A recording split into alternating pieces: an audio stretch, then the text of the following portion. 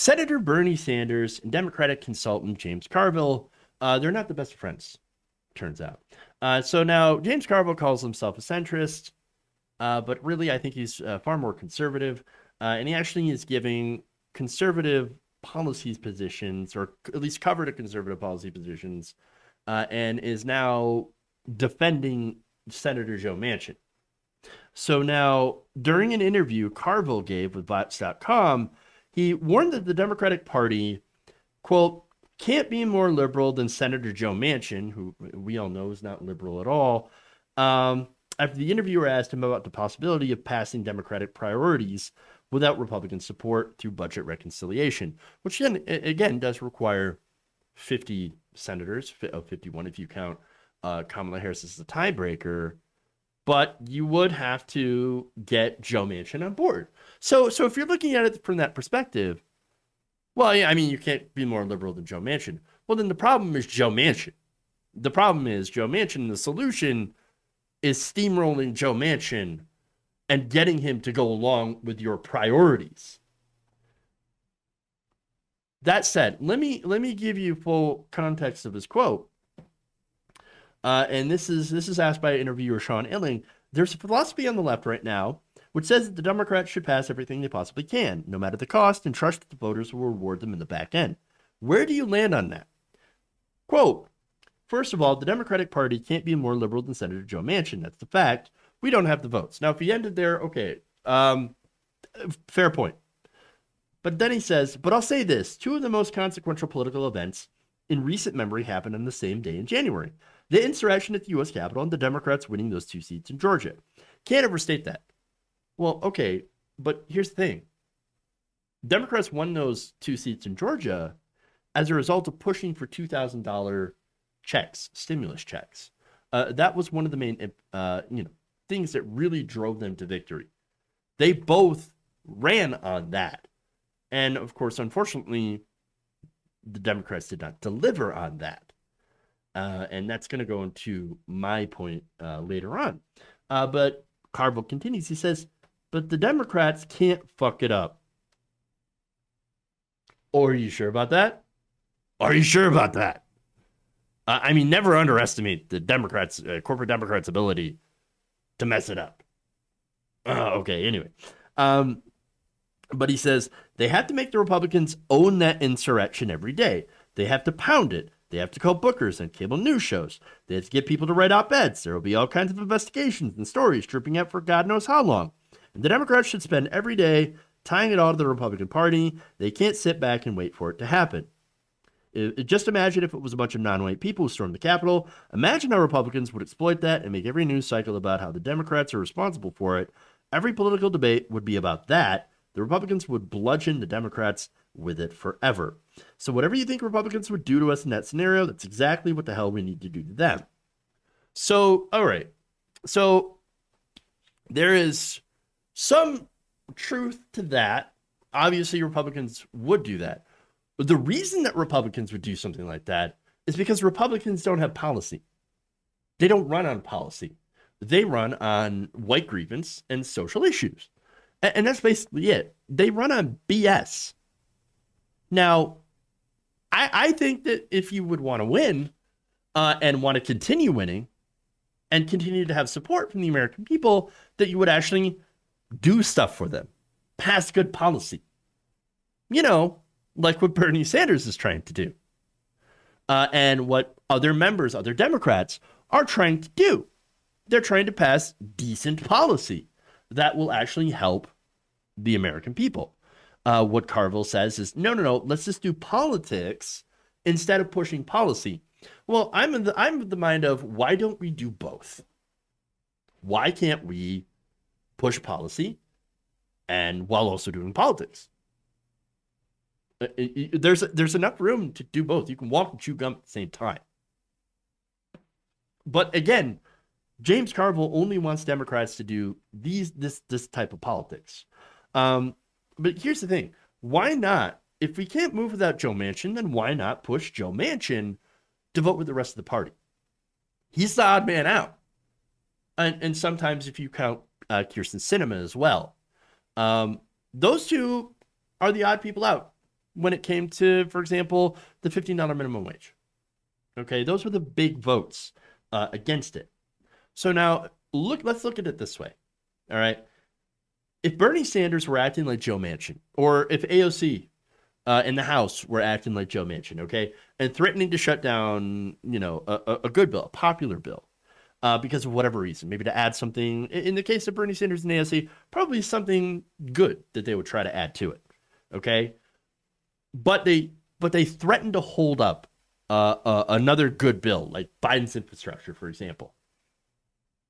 What do you think people like James Carville would do? They'd flip the fuck out. That's what. All of establishment media, the wave would crash against Bernie Sanders like you would never believe. Okay? The president might weigh in, or at least Vice President Kamala Harris might weigh in. And he'd be called a racist, sexist, selfish, bigoted on social media and these think pieces and whatever. But if Joe Manchin does it, because in his mind, well, it's not. This is not bipartisan enough. We should have more Republicans weigh in on this bill that none of them will support whatsoever. Mitch McConnell just came out today and said we will absolutely not support a $4 trillion, a $4 trillion plan to fix the infrastructure of this country that is falling apart. They said under no circumstances are we going to support that. Are you kidding me? And when it comes to Republican politics, that is on brand for them to be 100% obstinate. That actually helps them because if nothing gets done, they can run on do-nothing Democrats. So, and again, no Republicans are interested in passing Biden's agenda. And the same people, again, the same people who would criticize Bernie Sanders for saying, okay, well, I'm going to tank this bill if we don't get Medicare for all or something. Those same people would not criticize Joe Manchin and not push him while they would push Bernie Sanders. And they do that by saying, because, what we need Democrats in the majority. Now, you tell me, what does keeping a majority do if you can't do anything, if you can't actually get anything passed? I mean, come on. Again, Republicans don't really want to do anything for this country. They want to cut taxes for the rich. They want to deregulate industry. They want to help their donors, essentially. And what Joe Manchin is doing by insisting on this outdated notion of bipartisanship is to say, well, I like Republican ideas, and I want Republicans to have a seat at the table too. But why? They're not a good faith party. It's almost like we don't have a majority because people like Joe Manchin constantly cape for the other side. Now, that said, Senator Sanders responded to this in an interview with NBC's Meet the Press. Sanders told host Chuck Todd that Carville was, quote, not terribly relevant to what happens in Congress right now. Quote, James Chuck Carville can live in his world. That's it. The shade. The shade is so good. Now, look, I'm going to go further than Bernie Sanders, and I'm just going to ask a question. Has James Carville been relevant ever since the 1990s? Oh, he helped Bill Clinton win the election. Yeah, back when our politics was decidedly different. Again, remember, Bill Clinton said that, what was the era of big government's over? Or was that Ronald Reagan? That said, Bill Clinton had passed some pretty conservative measures. For example, quote unquote, reforming welfare is another one. And so the point that I'm trying to get to is things have changed. Times have changed. It's not 1992 anymore, okay? It turns out that the American people actually want government to do things. I know. Let me give you some examples, by the way. The Center for American Progress and GBAO Strategies recently did a large national poll. And about 2,000 registered voters. And it was conducted online from February 2nd to February 7th, 2021. And so, the people sampled, of course, from different walks of life, representative. You know how polling works. And they found that the American voters actually want the government to play a strong role in securing basic living standards for all people. Specifically, the majority of voters back a range of different proposals to increase the economic security and opportunities for low-income families. They want the government to come in and actually do things to help regular people. Yes, people actually want government to work and work for them instead of the system that we have right now where the government works for largely the wealthy and large corporations and defense contractors and all that. Now, there's more than 7 to 10 voters across party lines support major infrastructure investments. Now, of course, they asked about a $1 trillion package. Now, Biden is asking for 2. They are also asking for, they also support guaranteed sick days for employees, paid family and medical leave, increases to the SNAP program. That's, of course, in another one of Biden's bills that it's coming later on. Now, one of the things Manchin and Republicans are not supporting is Biden's infrastructure bill. Manchin has said, absolutely not. I actually agree with the Republicans. We should spend less on infrastructure. I'm totally bipartisan. Look at me, not wanting to spend more money. Oh, the deficit and all that.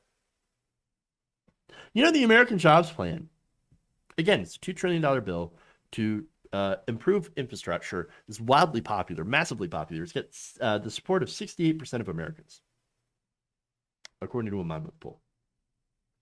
Now, Biden's other plan, the American Family Plan.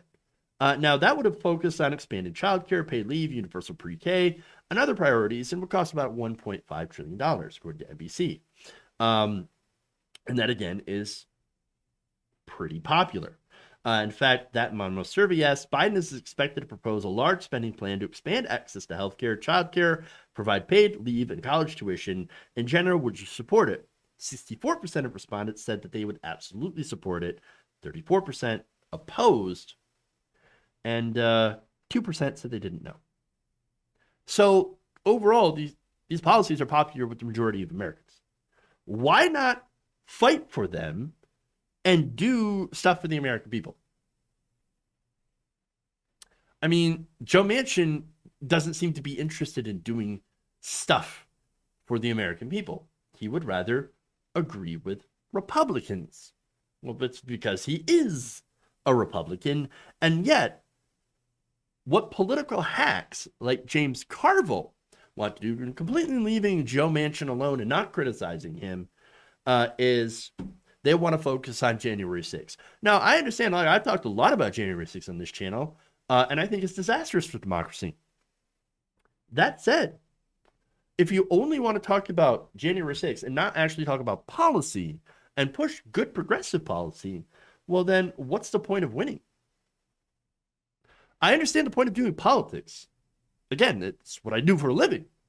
But okay, politics, it should be a vehicle to get into power to pass policy. Okay, it should be about passing good policy for the American people.